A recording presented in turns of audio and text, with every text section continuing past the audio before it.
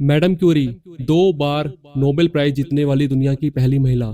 पूरी दुनिया में ऐसे बहुत कम लोग ही होंगे जिन्होंने मैडम क्यूरी का नाम नहीं सुना होगा।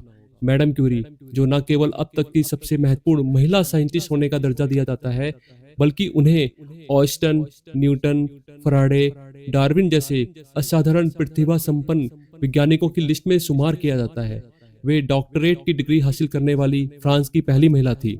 अगर हम उनके जीवन पर एक निगाह भी डालें तो पता चल जाएगा कि इस मुकाम तक पहुंचने के लिए उन्हें कितनी कठिनाइयों से जूझना पड़ा था। मैडम क्यूरी का वास्तविक नाम मारिया सालोमिया स्कोलस्ट्रा था। उनका जन्म 7 नवंबर 1867 को पोलैंड के वार्सा शहर में हुआ था। मारिया को घर में प्यार से मान्या कहकर बुलाया जाता था। मान्या की मां अक्सर बीमार रहती थी। बाद में डॉक्टरों ने बताया कि उन्हें टीबी हो गया है। आर्थिक तंगी की वजह से इलाज न करवाने पाने और घर की तमाम मुश्किलों से जूझते हुए 1878 में सिर्फ 42 साल की उम्र में उनकी मां का देहांत हो गया। तब मान्या की उम्र में 10 साल थी। मां का साया सर से उड़ जाने के बाद आखिरकार मान्या को औपचारिक पढ़ाई लिखाई के लिए स्कूल जाना पड़ा। स्कूली पढ़ाई में मान्या ने शानदार प्रदर्शन किया। मान्या आगे और भी पढ़ना चाहती थी, लेकिन उस समय पोलैंड के विश्वविद्यालयों में पढ़ाई के लिए महिलाओं को प्रवेश नहीं दिया जाता था, इसलिए उन्हें छुप छुपाकर उच्च शिक्षा प्राप्त करनी पड़ी। बाद में बड़ी बहन की आर्थिक सहायता की बदौलत वह फिजिक्स और मैथ की पढ़ाई के लिए पेरिस आई और फ्रांस में डॉक्टरेट पूरा करने वाली पहली महिला होने का गौरव पाया। उन्हें पेरिस विश्वविद्यालय में प्रोफेसर बनने वाली पहली महिला होने का गौरव भी मिला। मैडम क्यूरी से हमें एक इंस्पिरेशन मिलती है और इंस्पिरेशन जीवन की ऊर्जा है जो हमें कठिन परिस्थितियों में भी प्रेरित करती है। यह हमें अपने लक्ष्यों की ओर बढ़ने, खुद को चुनौती देने और सफल होने के लिए आवश्यक है। इस इंस्पिरेशन के माध्यम से हम अपनी संभावनाओं को पहचान सकते हैं और उन्हें साकार कर सकते हैं। बिल गेट्स को सभी जानते हैं। बिल गेट्स ने एक स्पीच में कहा था, सफलता का जश्न मनाना ठीक है, लेकिन असफलता के सबक पर ध्यान देना अधिक महत्वपूर्ण है। मिक्की माउस को पूरे विश्व में बड़े से लेकर बच्चे तक जानते हैं। इसके निर्माता वॉल्ट डिज्नी ने अपने स्पीच में कहा था कि हम बहुत देर तक पीछे मुड़कर नहीं देख सकते। हम आगे बढ़ते रहते हैं, नए दरवाजे खोलते हैं और नई चीजें करते हैं, क्योंकि हम जिज्ञासु होते हैं और जिज्ञासा हमें नए रास्तों पर ले जाती है।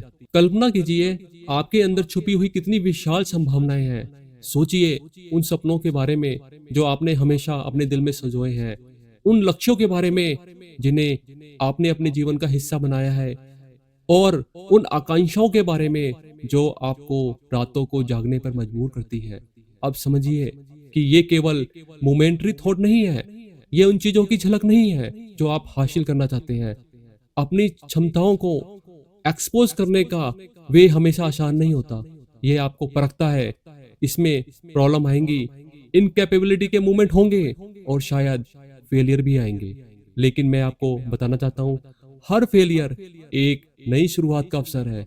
हर चुनौती एक सीखने का अवसर है और ये हमें हमारे जो भी ड्रीम्स हैं उन्हें पूरा करने की शक्ति देते हैं।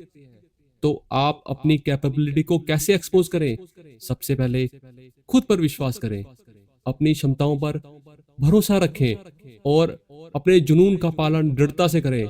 जीवन भर सीखने की आदत अपनाएं। हर अनुभव, अच्छा या बुरा, आपकी बुद्धि को बढ़ाता है। आपके अंदर बहुत सारी छुपी हुई संभावनाएं हैं जो अभी जगी नहीं है। दुनिया आपके टैलेंट की प्रतीक्षा कर रही है और आपको चमकने का इंतजार कर रही है। अमेरिका के सबसे फेमस राष्ट्रपति अब्राहम लिंकन असफलता के एक सबसे बड़े उदाहरण है। 1831 में व्यापार में असफल होना, 1836 में एक नर्वस ब्रेकडाउन से पीड़ित, 1856 में राष्ट्रपति पद की रेस से बाहर होने के बाद भी अब्राहम लिंकन अपने रास्ते पर अडिग रहे। लिंकन ने कहा था कि मेरी बड़ी चिंता ये नहीं है कि आप असफल हुए हैं या नहीं, बल्कि यह है क्या आप अपनी असफलता से संतुष्ट हैं। लिंकन को 1861 में अमेरिका के 16वें राष्ट्रपति के रूप में चुना गया था। वे अमेरिका के सबसे पॉपुलर राष्ट्रपति माने जाते हैं। अब्राहम लिंकन ने अपनी क्षमताओं को पहचानते हुए उन्हें पूरी तरह विकसित किया और अमेरिकी समाज में महत्वपूर्ण बदलाव लाए। उन्होंने दास्ता को समाप्त किया और अमेरिका को एकजुट किया, जिससे उनका नाम इतिहास में अमर हो गया। इसी तरह हम सभी के लाइफ में कई तरह की प्रॉब्लम्स होती हैं, लेकिन हम सभी के अंदर एक विशेष चिंगारी भी होती है जिसमें हमारे सपने, हमारे टैलेंट और हमारी डिजायर छुपी हुई होती है। आज पूरे विश्व में स्टीव जॉब्स को कौन नहीं जानता। टेक्नोलॉजी के क्षेत्र में पूरे विश्व के अंदर क्रांति लाने वाले एप्पल की शुरुआत एक गैरेज में दो आदमियों ने किया था। इस कंपनी को शुरू करने वाले स्टीव जॉब्स को उनकी ही कंपनी से निकाल दिया गया था। बाद में वर्ष 2005 में स्टीव जॉब ने अपनी ही एक स्पीच में कहा था, मैंने तब इसे ऐसे नहीं देखा था, लेकिन मुझे मालूम है कि एप्पल से निकाल दिया जाना मेरे लिए सबसे बड़ी अच्छी बात रही जो मेरे साथ कभी भी हो सकती थी। अगर आपकी भी जॉब चली गई है तो आप उससे निराश ना हो, बल्कि उससे 2 कदम आगे बढ़ने की कोशिश करें।